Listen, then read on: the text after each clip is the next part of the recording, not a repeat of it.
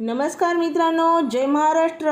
राज्याच्या राजकारणातून सर्वात मोठी बातमी समोर येत आहे.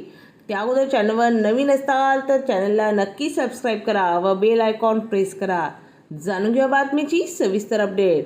भोंदूगिरीच्या माध्यमातून महिलांचे लैंगिक शोषण केल्याच्या आरोपावरून नाशिकच्या स्वयंसंघित कॅप्टन अशोक खरात याला पोलिसांनी अटक केली असून न्यायालयाने त्याला 24 मार्चपर्यंत पोलीस कोठडी सुनावलेली आहे. या प्रकरणामुळे राज्य महिला आयोगाच्या अध्यक्षा रुपाली चाकणकर अडचणीत सापडल्या असताना आता या भोंदू बाबाचे नाव अजित पवार विमान अपघात प्रकरणाशी जोडले जात आहे.